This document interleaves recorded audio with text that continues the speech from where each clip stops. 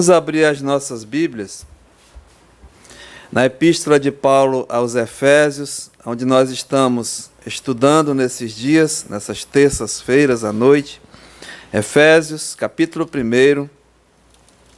E gostaria apenas de ler os 3 primeiros versículos. Efésios, capítulo 1. Vamos ler os 3 primeiros versículos. Vamos fazer essa leitura juntos e no final nós faremos uma breve oração.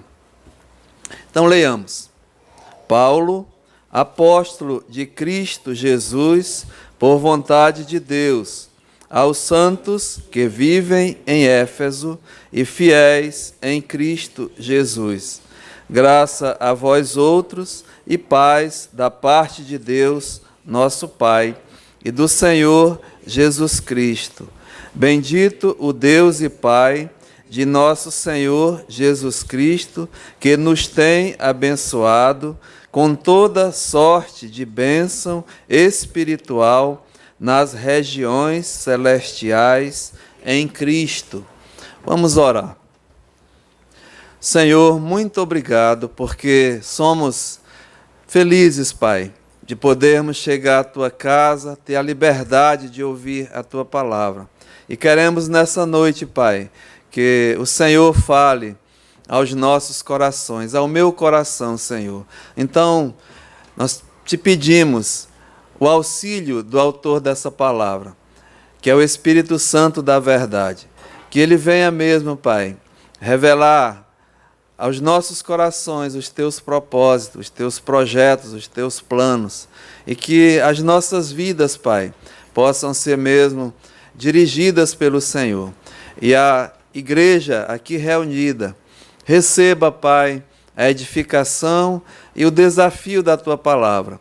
E também, Pai, se há entre nós alguém que ainda não tem a salvação, o Senhor que é o autor, o Senhor que concede, faça, Pai, uma obra especial nessa vida. Então, entregamos o trabalho em Tuas mãos. No nome de Jesus, amém. Podemos assentar.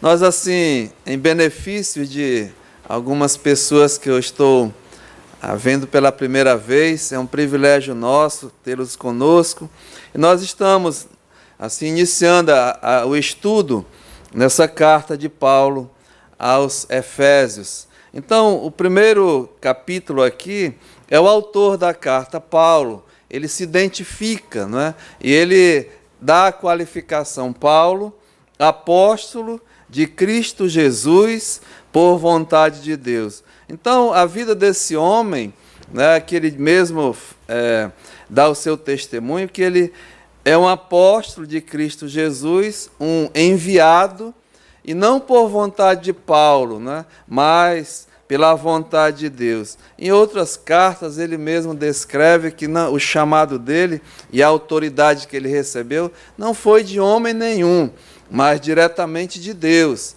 E aqui ele dá a quem ele está escrevendo, né, os destinatários. E ele fala aqui, aos santos que vivem em Éfeso e fiéis em Cristo Jesus. E nós paramos aqui nesse primeiro versículo e estamos assim, fizemos 4 perguntas, né? E a primeira pergunta, Paulo, ele responde aqui, quem somos realmente?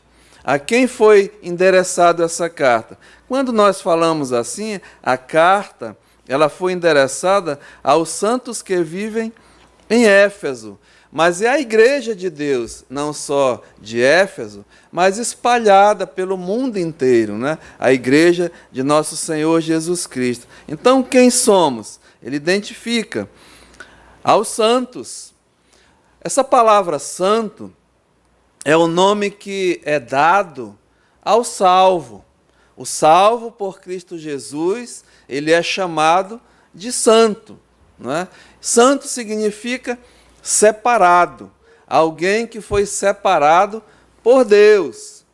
Não é aquele santo que alguém né, canonizou, ou uma igreja que identificou a vida de alguém nesse mundo, viu o seu comportamento, o seu procedimento, de coisas boas, de obras boas, né? E após a morte dessa pessoa, é feita uma investigação, e assim a autoridade uma das maiores igrejas do mundo, né, ele assim autentica como um santo, depois de examinar supostos milagres concedidos a essa pessoa. Então ele canoniza como um santo.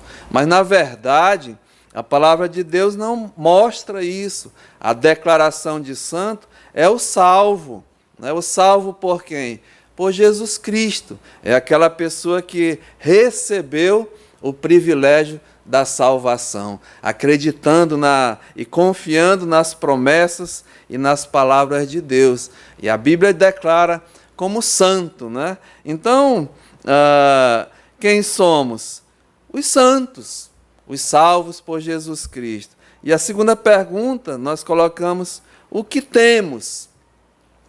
Quem é santo, né, quem é salvo, tem privilégios maravilhosos, eu digo, privilégios especiais. Diz aqui a palavra de Deus, olha, no verso 2, graça a vós outros e paz da parte de Deus, nosso Pai, e do Senhor Jesus Cristo. Bendito Deus e Pai de nosso Senhor Jesus Cristo, que nos tem abençoado com toda sorte de bênção espiritual nas regiões celestiais em Cristo. Então, o santo, o salvo, ele é um abençoado de Deus, é um privilegiado, é um agraciado. E nós vimos aqui por quê, né? O apóstolo diz, olha, tem Deus, o Pai de nosso Senhor Jesus Cristo, tem nos abençoado com toda sorte de bênção espiritual nas regiões celestiais em Cristo. Todas essas bênçãos derivam da pessoa de Jesus Cristo. É através de Cristo que nós somos abençoados, agraciados. E aí ele descreve, no versículo 3 até o final do versículo 14, essas bênçãos, né? Interessante que a palavra de Deus, Paulo diz, olha, é algo grandioso, né? E imaginar isso, né? Toda sorte de bênçãos espirituais, irmãos, é algo que é incontável, sabe? É impagável, é maravilhoso. E aqui o apóstolo Paulo ele descreve, né? Algumas, né, que está aqui. Então, a primeira coisa, ser abençoado de Deus, primeiro é agraciado, né, pela sua graça, como diz aqui no verso 2, e pela paz. Graça e paz é algo que só Deus pode dar. A graça de Deus, a Bíblia diz, se manifestou salvadora a todos os homens. A paz de Deus, né? A paz de comunhão com Deus. Então, nós fizemos estudos separados só disso, mas é só para assim, relembrar em benefício daqueles que estão aqui pela primeira vez. Então, abençoados com a graça e a paz que é da parte de Deus e do nosso Senhor Jesus Cristo. Mas a outra coisa, outra bênção, né, espiritual, é que nós somos amados de Deus. E a prova do amor de Deus é que está aqui no verso 4, olha. Assim como nos escolheu nele, antes da fundação do mundo, para sermos santos e irrepreensíveis perante ele, e em amor nos predestinou para ele. Ser amado de Deus, como diz aqui, é ser escolhido por Deus, ser eleito, ser mesmo predestinado. É a doutrina da eleição, da predestinação, da escolha de Deus. Muitos assim ficam até incomodados, porque acham que o homem, né, ele tem assim, alguma alguma parte nessa escolha, né? Alguma coisa que o homem faça, mas não tem nada a ver com o homem. Essa escolha, essa eleição, essa predestinação é algo que vem somente de Deus, é do querer de Deus, é da vontade de Deus nos escolher, te escolher. Então, por isso, nós somos privilegiados. E a prova dessa escolha, né, é que Ele não só elegeu, escolheu, predestinou, é que Ele te chamou.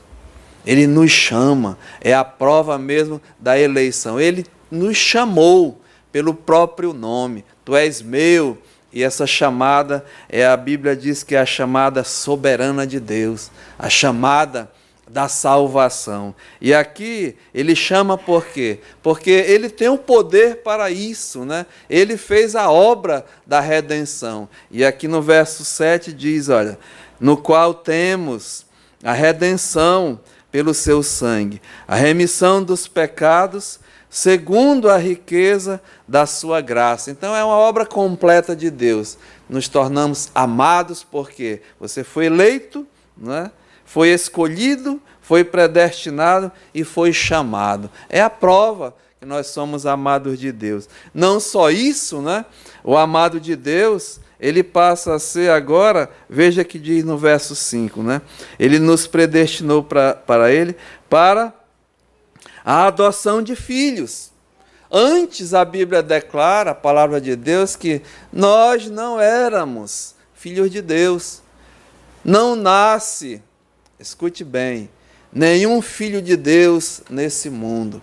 Isso é algo que muitas vezes é pregado, né, espalhado em várias partes do mundo, mas a palavra de Deus nega essa doutrina. Não existe, não nasce nesse mundo nenhum filho de Deus. Muito pelo contrário, a Bíblia mesmo declara que nós nascemos filhos da desobediência, filhos da iniquidade, filhos da ira. Só nasce nesse mundo pecador, criaturas de Deus, separados de Deus. Aqui mesmo nessa carta, olha o que o apóstolo Paulo diz no capítulo 2 e o versículo 1. Ele nos deu vida, estando vós mortos nos vossos delitos e pecados. Então, só nasce gente, né? Só nasce ser humano nesse mundo morto, em ofensas, em delitos e em pecados. Diz aqui no versículo 12, olha, naquele tempo estáveis sem esperança, aliás, estáveis sem Cristo, separados da comunidade de Israel e estranho às alianças da promessa, não tendo esperança e sem Deus no mundo. É a triste condição, né? É a triste definição de cada criatura que nasce nesse mundo, separado de Deus, longe das promessas de Deus, sem esperança, sem Deus nesse mundo, infelizmente, né? Por causa da condição pecaminosa, por causa do pecado. Mas, né, o amado de Deus, ele foi salvo, foi eleito por Deus e passa a ser agora, como diz no verso 5, olha, para a adoção de filhos, adotados por Deus, como filhos de Deus, né? Filhos por adoção. Antes não éramos, mas agora nos tornamos filhos de Deus por adoção. Ou seja, né, que privilégio, abençoados, amados de Deus, agora adotados na família de Deus. E tem mais, né? Aqui diz, veja o que o versículo 11 fala, nele, Efésios 11, digo, no qual também fomos feitos, o quê? Herança, não é? Feitos herança. Outra bênção espiritual. Agora não só, é claro, né, o herdeiro, o filho adotado, ele passa a ser o quê? Herdeiro, né? Ter uma herança. E eu coloquei assim, arrolados como herdeiros de Deus. Escritos lá no livro da vida, no livro mesmo dos filhos de Deus. Então, arrolados, feitos herança, e Diz mais aqui, olha, predestinados segundo o propósito daquele que faz todas as coisas conforme o conselho da sua vontade, a fim de sermos, para louvor da sua glória, os que de antemão esperamos em Cristo. Tudo isso, né? Bênçãos demais, mas não só agraciados por Deus, abençoados por Deus, amados de Deus, arrolados como filhos de Deus, adotados como herdeiros de Deus e autenticados, né? Carimbados no cartório celestial. Diz aqui no versículo 3, ó, em quem também nós, depois que ouvistes a palavra da verdade, o evangelho da vossa salvação, tendo nele também crido, fostes o quê? Selado, né? Carimbado no cartório celestial, com o Santo Espírito da promessa, o qual é o penhor da nossa herança, até ao resgate da sua propriedade, em louvor da sua glória. É muita bênção, né, irmãos? E não termina por aí, não. Não só é um amado de Deus, né? Adotado na família de Deus, arrolado como herdeiro de Deus, autenticados como filhos de Deus e assentados já, a Bíblia diz, nos lugares celestiais em Cristo. Capítulo 2 e o versículo 6. E juntamente com ele, veja, nos ressuscitou e nos fez assentar nos lugares celestiais em Cristo Jesus, para mostrar nos séculos vindouros a suprema riqueza da sua graça em bondade para conosco em Cristo Jesus. Então vejam, né? O que somos? Santos, salvos por Jesus Cristo. O que nós temos, o que nós já temos, né? Toda sorte de bênção espiritual nas regiões celestiais. E agora, aonde estamos? Aonde estamos? Aí voltemos lá, né? Quando Paulo diz, olha, os santos que vivem em Éfeso, né? Aonde estamos? Vivos, vivendo nesse mundo, né? Aqui era para a igreja em Éfeso, mas como eu digo, essa carta ela é universal, é para todos os tempos, né? E a característica do santo, do salvo, é que ele é abençoado, mas que ele vive, né? Vive. E esses aqui eram em Éfeso, mas aqui eu tenho certeza que há muitos, né, que vivem em Manaus, no Brasil. Vivemos, santos vivos, não tenham medo desse nome não, porque é o nome que é dado ao salvo por Jesus Cristo. Vivendo neste mundo, nas regiões o quê? Terrestres, cheio de bênçãos celestiais, mas vivendo nas regiões terrestre, né? E a outra pergunta é como nós estamos vivendo, né? Então Paulo diz aqui, olha, os santos é o que somos, o que temos, toda sorte de bênçãos espirituais. Aonde estamos? Vivendo em Éfeso. E como estamos vivendo?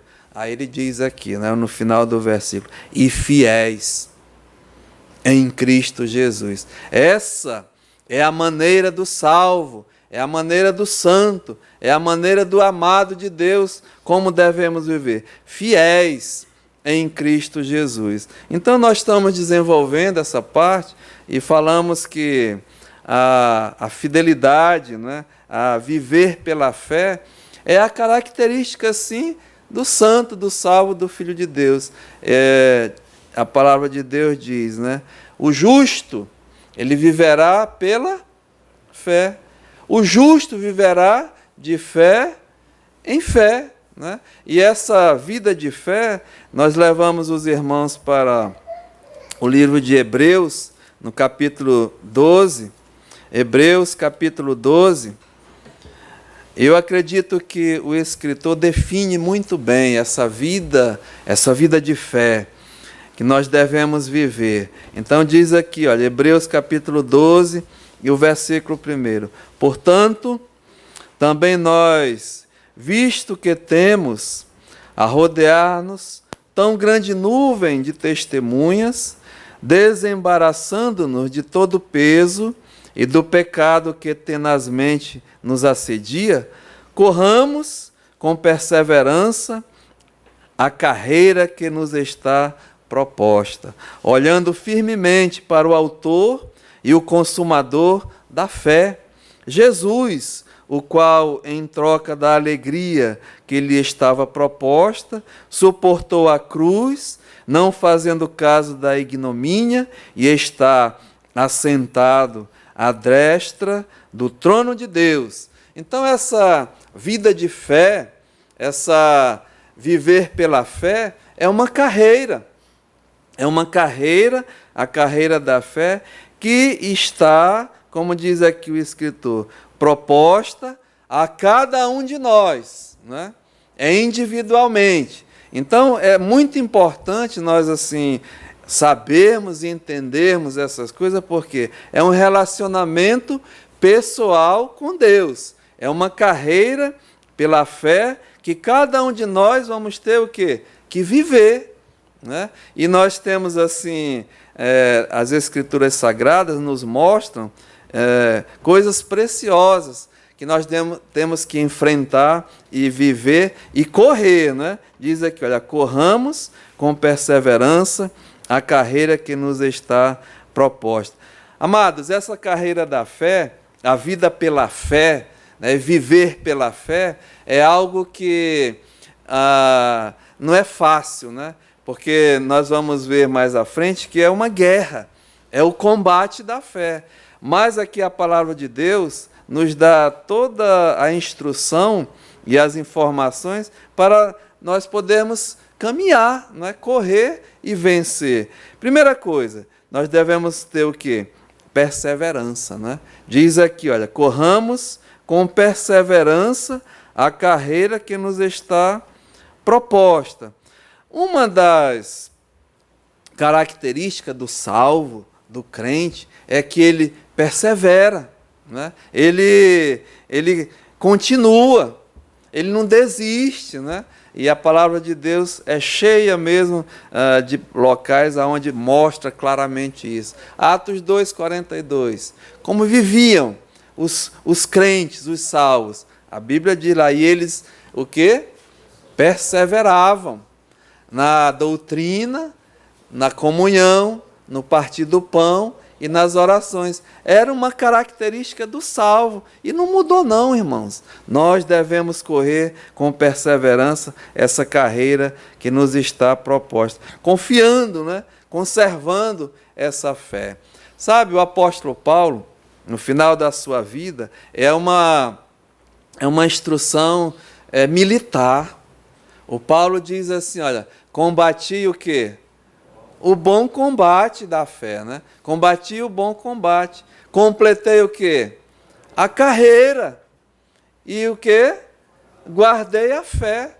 O grande Paulo, né, nos mostra que essa corrida, essa carreira da fé é um combate, é uma guerra, é algo que nós temos o quê? Que perseverar, que continuar. E a palavra de Deus é tão assim maravilhosa que nos dá, como eu estou dizendo, todas as instruções para vencermos, né? E aqui esse trecho, ele diz assim, olha, olhando o passado, olhando mesmo servos de Deus e servas de Deus, homens e mulheres que viveram pela fé, que combateram o bom combate da fé, ele serve como o quê? Testemunhas, né? Como diz aqui a própria palavra de Deus, olha, capítulo 12, o verso 1. Portanto, também nós, está falando comigo, né? E contigo hoje à noite, também nós, visto que temos a rodear-nos tão grande nuvem de testemunhas. Então, nessa caminhada, nessa carreira da fé, nós temos o quê? Homens de Deus que viveram antes de nós, que testificaram, obtiveram bom testemunho pela sua vida de fé. Então, o livro de Hebreus, no capítulo 11, mostra, né, olhando o passado, o povo de Deus como exemplo para nós. E eu também, acho que foi um ou foi dois estudos, passei mostrando cada um, né? Mas só uma pincelada aqui, olha, Hebreus capítulo 11. Diz assim, olha, o versículo 2, pois pela fé, os antigos obtiveram o quê? Bom testemunho. Aí vem, né, desde Abel, Enoque, Noé, Abraão, e vai, né? Veja o verso 13, olha, todos estes morreram em quê? Na fé. Sem ter obtido as promessas, vendo-as, porém, de longe, e saudando-as, e confessando que eram estrangeiros e peregrinos sobre a terra. Porque os que falam desse modo manifestam estar procurando uma pátria. E se na verdade se lembrassem daquela de onde saíram, teriam oportunidade de voltar, né? A parte material, a parte humana. Mas agora, veja, aspiram uma pátria superior, isto é, uma pátria celestial. Né? Eles obtiveram testemunho da fé porque viveram nesse mundo, combateram e venceram, mas olhando, né, a esperança, o futuro. Então, é a segunda coisa. Né? Nós temos esses homens como testemunhas da sua fé no passado, mas pela fé eles vislumbraram o quê? O porvir, o futuro, né? As promessas de Deus e as coisas maravilhosas que Deus prometeu aos seus filhos. Irmãos, vamos, olha, participar, né, de um céu, moradas celestiais, vamos ter um novo corpo, um corpo glorioso, vamos reinar com Cristo. São coisas especiais que está por vir, está à frente, que a Bíblia declara como a bendita esperança, né, do salvo, do crente. Então, olhando o passado, temos os exemplos desses homens. Olhando o futuro, temos as promessas de Deus, mas nós temos o quê? Que viver o presente, nesse exato momento. Né? Então, esse viver o presente é esse que nós estamos mostrando como a carreira da fé, a carreira que está proposta a cada um de nós individualmente. Então, olhando essas coisas, né, o apóstolo diz aqui, olha, o escritor, veja, né, portanto, Hebreus 12, 1, portanto, também nós, visto que temos a rodear-nos tão grande nuvem de testemunhas, olhando o passado, no versículo 2, olhando firmemente para o autor e o consumador da fé, olhando por vir, né, as promessas de Jesus Cristo, mas temos que viver o presente, quando ele diz aqui, olha, desembaraçando-nos de todo o peso e do pecado que tenazmente nos assedia. Então aqui nós vamos ver que essa carreira da fé, ela passa a ser o quê? Um combate, né? O combate da fé, uma guerra da fé.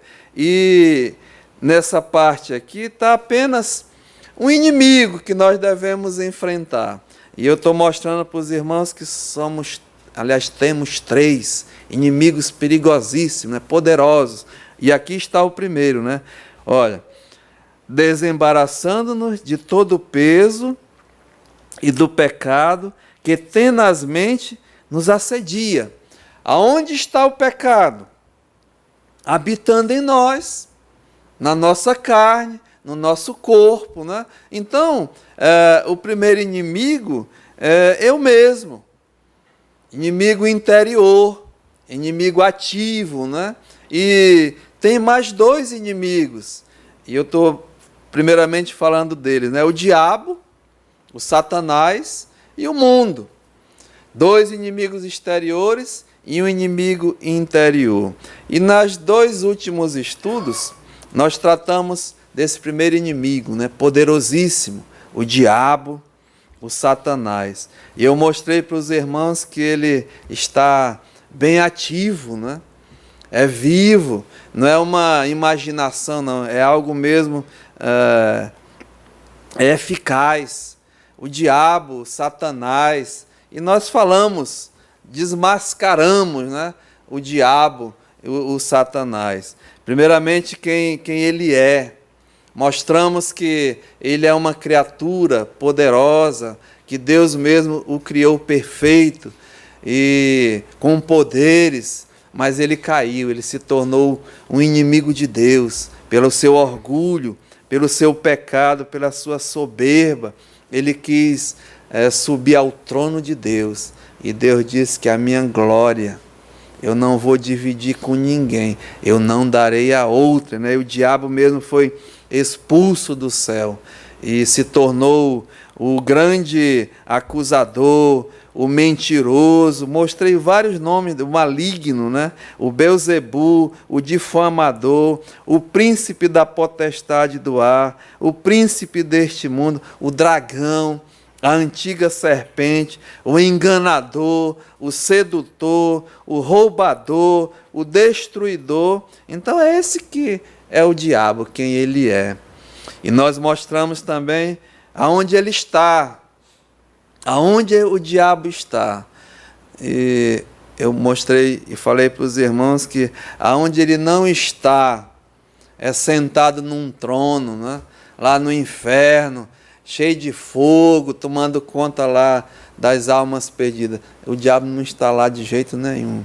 A Bíblia diz que o diabo ele está de rodear a terra, de passear por ela. Ele anda em derredor, né, querendo destruir, querendo mesmo matar, querendo aprisionar. Então o diabo está ativo, né? Nós mostramos aonde ele está. E o que ele está fazendo? O que ele está fazendo? Ele veio com um propósito de roubar, de destruir, né? E tudo que é em relação às coisas de Deus, a obra de Deus, ele é inimigo, né? Ele é adversário de Deus. E ele veio mesmo para isso e tenta. E eu mostrei semana passada para os irmãos. Ele tentou, desde o Jardim do Éden, né, destruir a criação de Deus, a família que Deus criou, introduzindo mesmo o pecado. Ele é autor do pecado, o diabo, né? Mas durante toda a história da humanidade ele continua ativo. Mas Jesus Cristo veio, né? O Filho de Deus, uma promessa de Deus que ia mesmo acabar com a sua autoridade, destruir as obras do diabo. Mas Jesus Cristo foi tentado pelo diabo, foi mesmo tentado ele o tentou a desviar do caminho da cruz, né? Desde o seu nascimento. Eu mostrei para os irmãos, quando ainda o bebê, os magos vieram do Oriente para adorar o nascido rei dos judeus. E o Herodes soube, né? E pediu que os magos assim o orientassem, que ele também queria adorar o novo rei dos judeus. E os magos, divinamente instruídos por Deus, né, desviaram. E ele ficou raivoso, foi enganado, né? E ele fez o quê? Um dos maiores genocídios naquela época. Mandou matar crianças de 2 anos para baixo, não só em Belém, mas em todas as redondezas, né? O diabo tentou, usou até Pedro, né? Pedro foi usado pelo diabo, quando Jesus disse, olha, é imperativo que eu vá a Jerusalém, e lá eu vou ser entregue às autoridades, eu vou ser escarnecido, eu vou ser traído, eu vou ser morto, vou ser crucificado, mas ao 3º dia eu vou ressuscitar. O que Pedro falou? Senhor, longe isso de ti. Não, né? Jesus disse o quê? afasta, arreda. Não foi Pedro, não. Arreda Satanás, que tu não estás, né? A coisa que tu está falando não é coisa das coisas de Deus, é coisa do diabo, é coisa do mundo. O diabo entrou na pessoa do próprio Judas, né? O diabo entrou em Judas. O diabo é poderoso, irmãos. Mas Jesus venceu. Jesus foi à cruz do Calvário e ali a Bíblia diz que ele despojou todas as potestades, né? Derrotou o diabo e se saiu vitorioso. Venceu o pecado, venceu a morte e hoje está vivo, né? À destra de Deus Todo-Poderoso. Então, esse o nosso Senhor. E ele disse: eu edificarei a minha igreja. E o diabo escutou, né?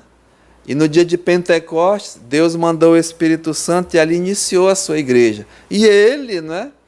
Tenta destruir, dizimar, e começou a grande perseguição, depois da morte de Estevão. Diz que a igreja foi espalhada, né, por vários locais, e eles iam pregando. E o diabo viu que quanto mais ele atacava, mais ele perseguia, mais a igreja aumentava, né? Aí ele é astuto. Ele lembrou da palavra de Jesus. Quando Jesus disse: eu edificarei a minha igreja, e as portas do inferno não prevalecerão sobre ela. Aí o que o diabo fez, né? Ele se associou à igreja, virou sócio da igreja e está no meio das igrejas. E a Bíblia é bem clara sobre isso, né? Ele virou um parceiro, ele planta os falsos dentro da igreja, ele planta os falsos pregadores, ele planta mesmo os inimigos da cruz. Ele faz isso e ele continua fazendo, né? Mas ele já é derrotado, irmãos. Para onde ele vai? O final dele, né? Apocalipse capítulo 20, o versículo 10 descreve. Os irmãos acredito que conhecem, mas vamos ver o seu fim.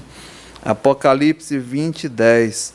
Diz assim: o diabo, o sedutor deles, foi lançado para dentro do lago de fogo e enxofre, onde também se encontram não só a besta, como o falso profeta, e serão atormentados dia e noite pelos séculos dos séculos. Então, esse inimigo poderoso, né, o diabo, ele está ativo, ele continua ativo, e nós temos que conhecer, saber quem são os nossos inimigos nessa guerra, né, nessa batalha espiritual. E foi um resumo até onde nós chegamos, né? E hoje à noite, irmãos, eu queria avançar, né? E falar um pouco desse segundo inimigo, nessa guerra, nessa batalha espiritual. É o mundo. O nosso segundo inimigo é o mundo. E o mundo, ele é um inimigo de Deus. Esse mundo, e eu coloquei assim, um velho inimigo de Deus, né? O mundo é velho, já tem a sua idade bem avançada, né? Mas o mundo, nós sabemos que Deus criou, assim como criou o diabo perfeito, Deus criou esse mundo. No princípio criou Deus os céus e a terra.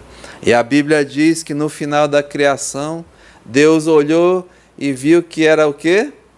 Muito bom, né? Perfeição. Mas o inimigo de Deus veio, né? O diabo, e através dele, da queda, esse mundo foi afetado também. A Bíblia diz que Deus categoricamente, né, deu a sentença. Por causa da queda, a terra toda foi o quê? Amaldiçoada. Essa terra, ela foi amaldiçoada. O mundo, ele ficou sujeito ao pecado, à vaidade. É o que a Bíblia diz. Veja, Romanos capítulo 8. Romanos capítulo 8. O apóstolo Paulo, falando sobre essa coisa, diz assim, olha, Romanos capítulo 8 e o versículo 19. A ardente expectativa da criação aguarda a revelação dos filhos de Deus, pois a criação ela está sujeita à vaidade, não voluntariamente, mas por causa daquele que a sujeitou, não é o diabo.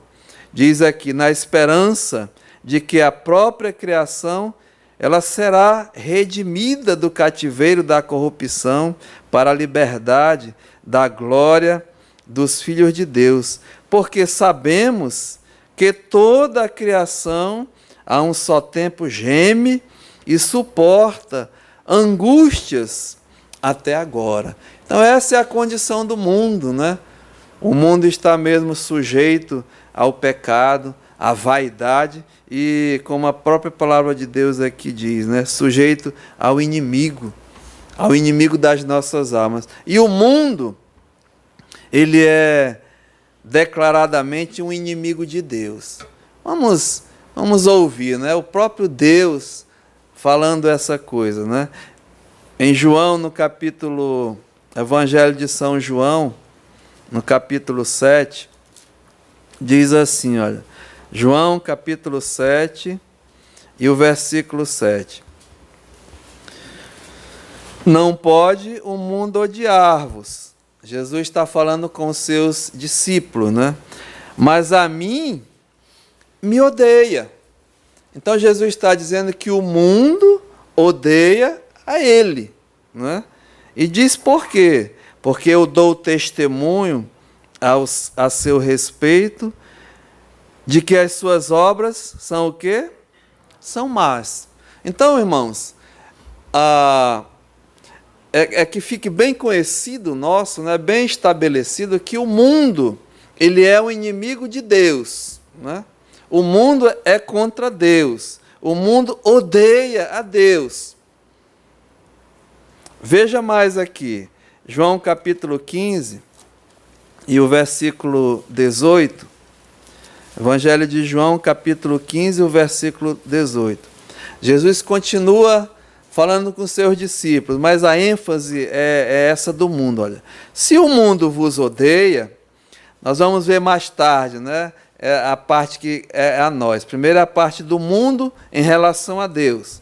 Se o mundo vos odeia, sabei que, primeiro do que a vós outros, me odiou a mim.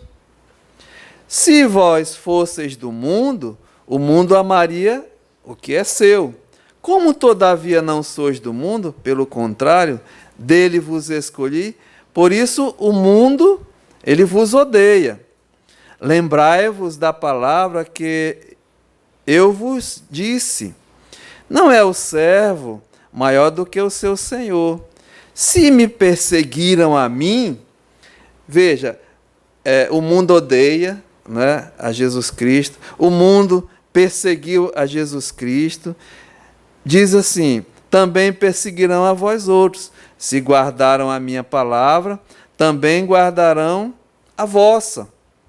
Tudo isto, porém, vos farão por causa do meu nome, porquanto não conhecem aquele que me enviou. O mundo não conhece a Deus, o mundo odeia a Deus, o mundo persegue as coisas de Deus. Verso 22. Se eu não viera, nem lhes houvera falado, pecado não teria. Mas agora não tem desculpa, não é do seu pecado. Diz mais, quem me odeia, odeia também a meu Pai. Se eu não tivesse feito entre eles tais obras, quais nenhum outro fez, pecado não teriam. Mas agora, não somente têm eles visto, mas também odiado, tanto a mim como a meu Pai. Então vejam, né? Estabelecendo que o mundo odeia a Deus, o mundo é inimigo de Deus, o mundo persegue as coisas de Deus. E veja mais, né? É João capítulo 17, João capítulo 17 É Jesus orando. João 17 e o versículo 14 e 15, olha. Eu lhes tenho dado a tua palavra, e o mundo os odiou, porque eles não são do mundo, como também eu não sou. Não peço que os tire do mundo, e sim que os guarde do mal. Eles não são do mundo, como também eu não sou. Então, irmãos, meus amados, o mundo, ele odeia a Deus. O mundo, ele é inimigo das coisas de Deus. O mundo, ele persegue tudo que é concernente a Deus. Né? Então, por conseguinte, ele é teu inimigo também. Nós lemos alguns versículos, né? Olha o que diz aqui, Tiago capítulo 4. Tiago capítulo 4, no versículo 4. Diz assim, olha, infiéis. O Tiago aqui está tratando com a igreja, né? Infiéis. Não compreendeis que a amizade do mundo é inimiga de Deus? Aquele, pois, que quiser ser amigo do mundo, constitui-se o quê? Um inimigo de Deus. Então veja, irmãos, eu queria dar ênfase primeiramente nisso, né? O mundo, ele é o quê? Um inimigo de Deus. O mundo odeia as coisas de Deus. O mundo persegue tudo que é concernente a Deus. E nós temos que entender porque nós estamos vivendo nesse mundo, né? Nós estamos compartilhando com as coisas desse mundo, mas o salvo, o santo, o Filho de Deus, ele não pertence mais a esse mundo, apesar de viver e conviver. Por isso que se torna o quê? Uma guerra, né? Uma guerra, uma batalha espiritual contra o diabo e agora contra o mundo. E nós precisamos saber como o mundo age, né? Como o mundo, as coisas acontecem, para nós não sermos enganados. Então eu coloquei aqui várias coisas de como o mundo é, né? E a primeira coisa, irmãos, que você e eu vamos enfrentar é a sabedoria deste mundo. Tem que ter muito cuidado, porque esse mundo, ele tem uma sabedoria. E olha como a Bíblia descreve a sabedoria desse mundo. Vamos lá, 1 Coríntios, no capítulo 3, 1 Coríntios, capítulo 3 e o versículo 19, diz assim a palavra de Deus. 1 Coríntios 3, 19. Porque a sabedoria deste mundo, e o mundo tem a sua sabedoria, né? Não vamos negar isso. Diz, porque a sabedoria deste mundo é loucura diante de Deus, porquanto está escrito, ele apanha os sábios na própria astúcia deles. Quando fala da sabedoria do mundo, né? A sabedoria mesmo, e eu vou mostrar ainda mais coisa, mas é estabelecer que é sábia, né? É astuta, e diante de Deus, ela é loucura. Se você voltar aqui um pouquinho, no capítulo 1 de 1 Coríntios, olha o que diz aqui, o versículo 19. Pois está escrito, isso é Deus dizendo, né? Destruirei a sabedoria dos sábios e aniquilarei a inteligência dos entendidos. Onde está o sábio? Onde está o escriba? Onde o inquiridor deste século? Porventura não tornou Deus louca a sabedoria do mundo? Visto como, na sabedoria de Deus, o mundo não o conheceu por sua própria sabedoria, aprove a Deus salvar aos que creem pela loucura da pregação. Então, veja que a sabedoria do mundo, a Bíblia diz aqui, não pode, né, pela sua própria sabedoria, conhecer a Deus. O homem, por mais sábio e inteligente que ele seja, pela sua própria sabedoria, ele não pode conhecer a Deus, porque é loucura, né?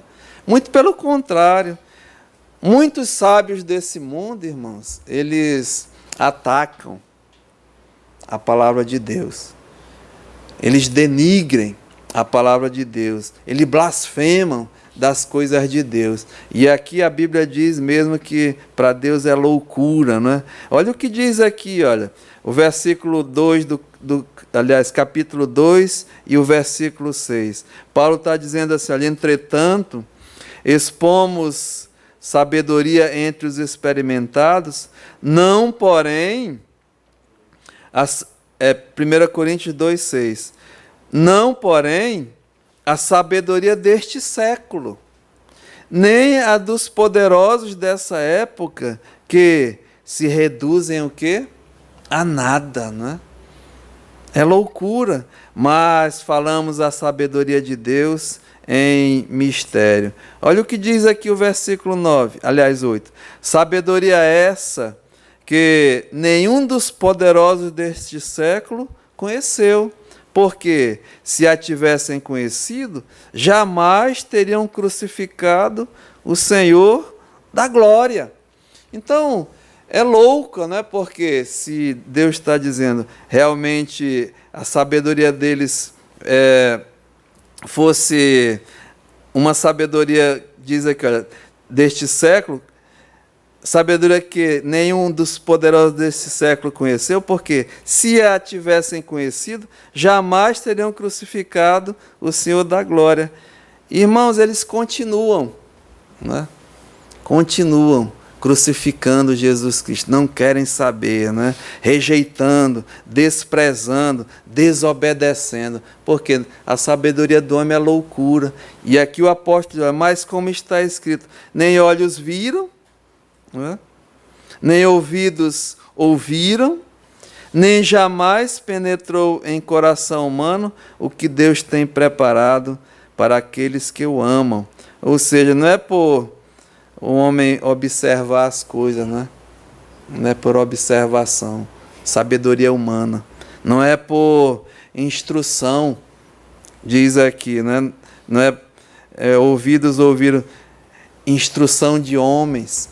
E nem muito menos, diz aqui, jamais penetrou em coração humano, não é pela imaginação do homem, mas tudo é pela revelação, é o que diz o verso 10. Mas Deus nos revelou pelo Espírito, é revelação de Deus. E o homem é louco, né? Aliás, o homem natural, a Bíblia diz aqui no verso 14, olha, não entende, não aceita as coisas do Espírito de Deus, porque lhes são loucura.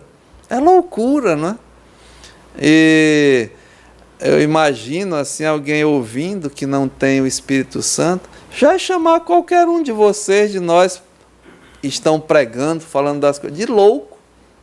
Vocês são loucos, né? Levaram a lavagem cerebral, esse tipo de coisa. A sabedoria de Deus é loucura para o homem. Mas olha, meus amados, diz aqui, veja Colossenses capítulo 2, Colossenses capítulo 2 e o versículo 8. O apóstolo Paulo aqui, ele dá um conselho importantíssimo, ele diz, olha, cuidado, né? Colossenses 2,8, que ninguém vos venha a enredar com a sua filosofia, né, sabedoria de homens, e vãs sutilezas, conforme a tradição dos homens, e o quê? Conforme os rudimentos desse mundo. Então vejam, né?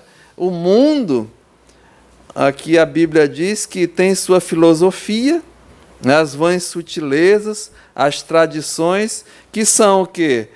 Vãs, é mesmo, né, vaidade, todas essas coisas, e nós temos que observar e conhecer. Veja o que diz aqui Tiago, no capítulo 3. Tiago, capítulo 3.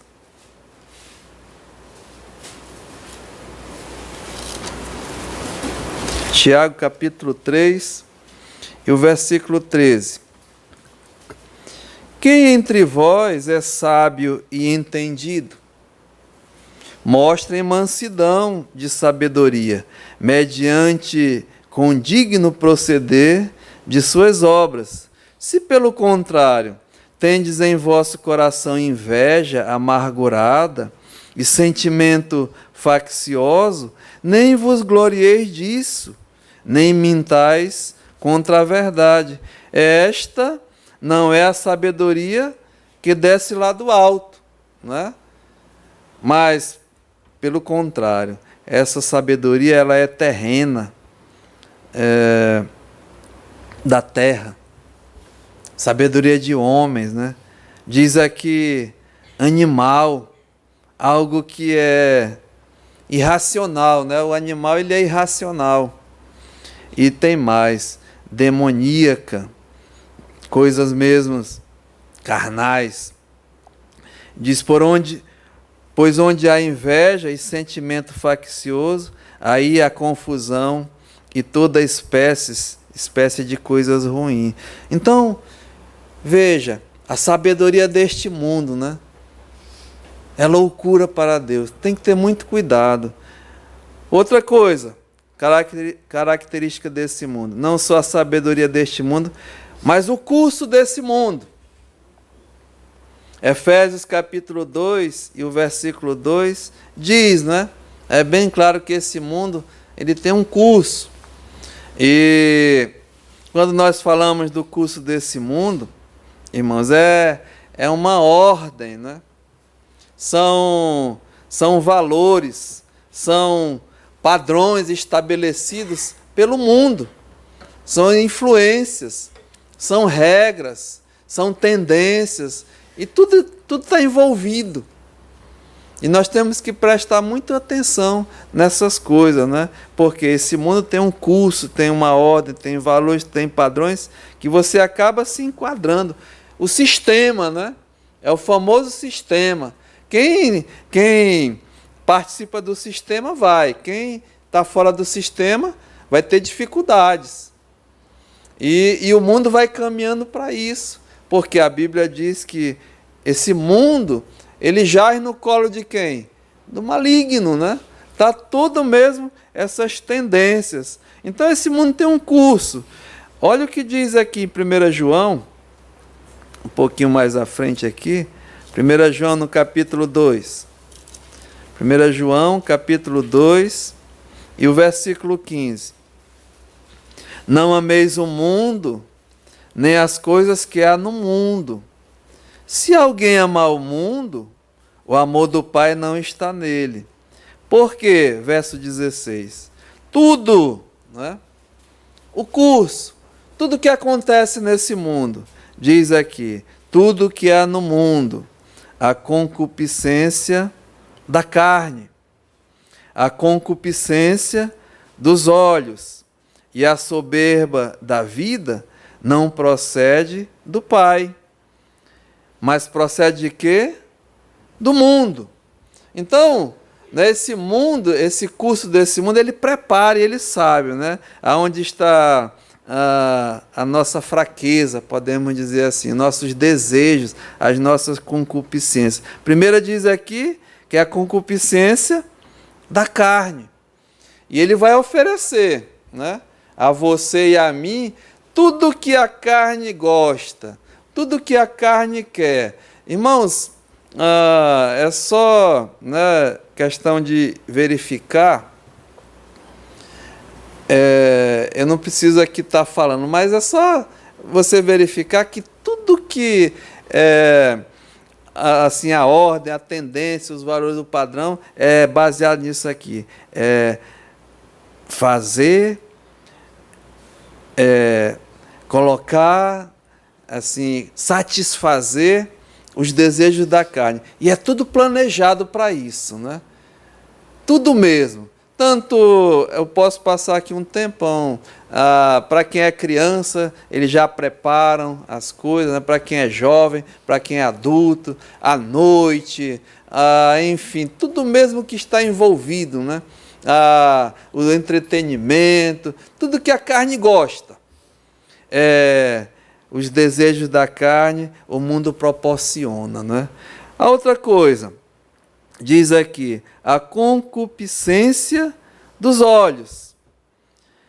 É como vê, como entra, como chega. Nunca, né, nesse mundo teve tão assim a mídia, toda a parafernália que envolve shows, propaganda, tudo mesmo, né? É pela visão, é pela vista. Tem que chamar a atenção. Tudo mesmo que a empresa, as grandes corporações, o mercado, supermercado, onde você vai, tem que chamar as vitrines, né? Tudo isso é para chamar a atenção dos olhos. Você observar, porque através dos olhos vem os desejos, né? E diz aqui, a concupiscência da carne, a concupiscência dos olhos e a soberba da vida, né? O prazer que isso tudo usufrui. E a Bíblia diz que tem que ter muito cuidado, porque são os prazeres o quê? Transitórios. É prazeroso sim, né? Mas são prazeres transitórios do pecado. E isso não procede do Pai, mas do mundo. Olha o que diz o verso 17. Ora, o mundo o quê? Passa, né? Bem como a sua concupiscência. Aquele, porém, que faz a vontade de Deus, permanece eternamente. Sabedoria deste mundo, irmãos. O curso desse mundo. Tem outra coisa aqui que é muito importante, né? As vozes desse mundo. As vozes do mundo. O apóstolo Paulo, escrevendo lá em 1 Coríntios capítulo 14, o versículo 10, ele diz, há, sem dúvidas, muitos tipos de vozes no mundo. E você vai ter que conviver, você vai ter que, né, enfrentar, você vai ouvir. E aqui é uma coisa séria, né? Porque esse mundo tem as vozes. E lembra que ele é o inimigo de Deus, ele é o inimigo nosso e é inimigo da palavra de Deus, das coisas de Deus. E se nós formos fazer uma lista, né? Olha, primeiro os falsos, né? Os falsos profetas que,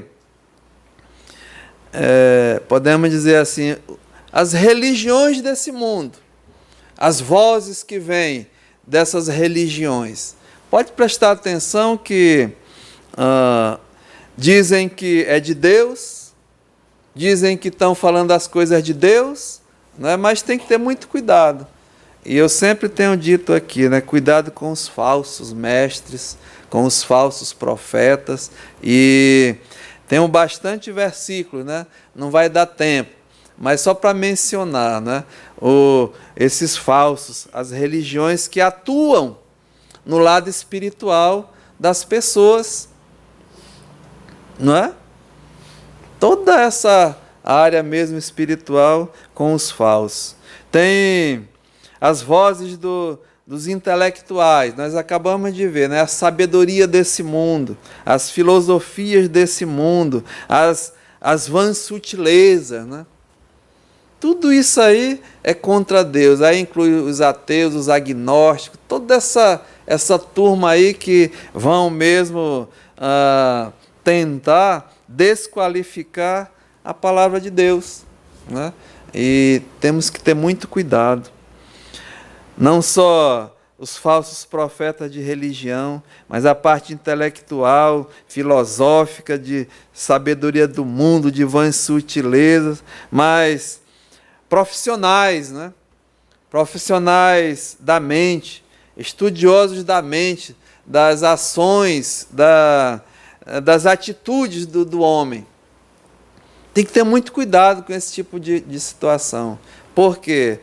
Hoje eu estava assim, lembrando, né, que o homem natural, ele já é um pecador, ele já é mesmo um depravado, como a Bíblia diz, né, totalmente depravado, e as suas atitudes, os seus atos e as suas ações vão ser o produto daquilo que ele já é. né?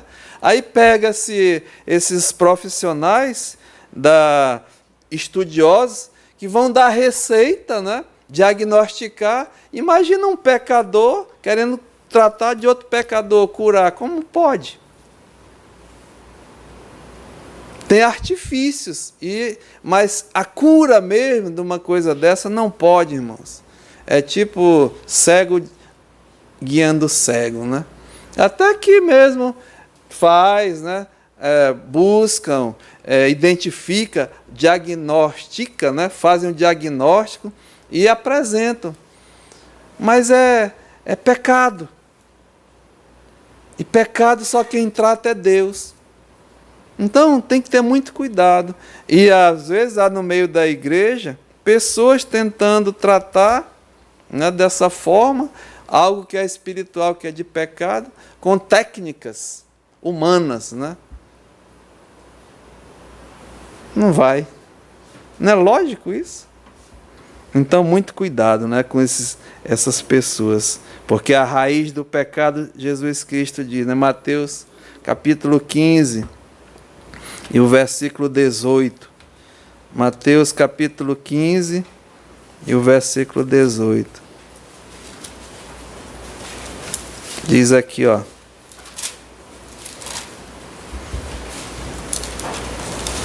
Porque do coração do homem procedem os maus desígnios, os homicídios, os adultérios, prostituição, furtos, falsos testemunhos, blasfêmias. São estas coisas que contaminam o homem. Então tudo procede, né, do coração, da mente, já é da natureza. Então, como é que pode, né, um doente querer curar outro doente? Só Deus. Então muito cuidado, né? E como, irmãos, diz mais aqui, ainda tem mais alguma coisa. A aparência deste mundo, as futilidades, as fascinações, a vaidade, todas essas coisas, irmãos. Tudo isso, né, é a característica mesmo desse mundo que é inimigo de Deus. Então temos que conhecer o nosso inimigo para poder o quê? Combater. E esse combate vai ficar para a próxima semana. Como enfrentar, né? Ah, irmãos, saber quem ele é, né? Inimigo de Deus, que odeia Deus, que persegue as coisas de Deus e, por conseguinte, né, os filhos de Deus. E sabemos como ele é, né? A sabedoria deste mundo, o curso desse mundo, as vozes desse mundo, a aparência desse mundo. Mas nós devemos enfrentar e combater ouvindo quem? A voz de Deus. A voz de Deus, ouvir a sua palavra, ouvir o conselho de Deus. E Jesus diz assim, as minhas ovelhas, o quê? Ouvem a minha voz e me seguem. Não vão ouvir a voz do estranho.